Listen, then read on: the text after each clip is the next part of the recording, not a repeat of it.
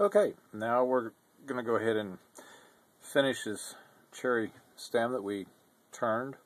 The only thing that I've gone ahead and done is I did put one coat of sanding sealer on it, and then I've just lightly resanded it with 220 grit sandpaper.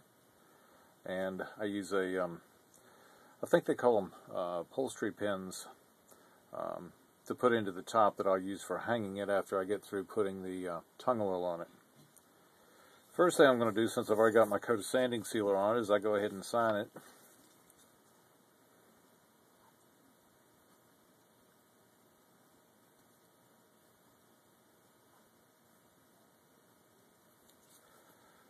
And there we go, it's signed now. And what I use is a high gloss Formby's tung oil. It isn't a what you'd call a true tung oil, but it does do a nice job, and it does give a nice durable finish. I'll end up in total putting about 5 coats on, and all you're doing is, I do wear a glove on one hand while I'm putting this on, just because it does get a little funky on the fingers.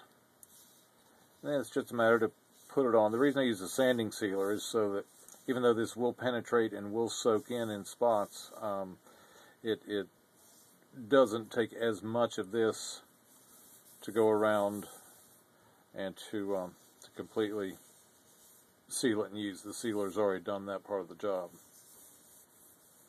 And what you're looking for is just to get a nice, even, complete finish. This is actually the easiest part of the whole process. It's just a little time consuming because you do have to wait for it to dry.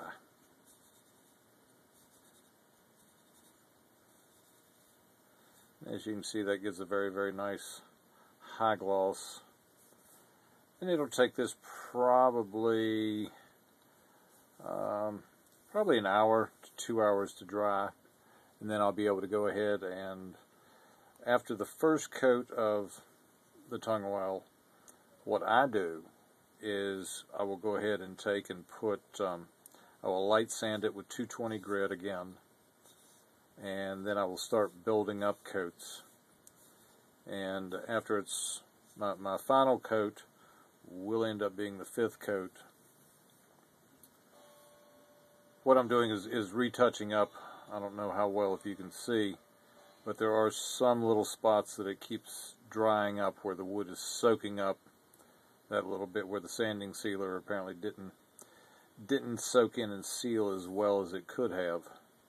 But that's it usually happens.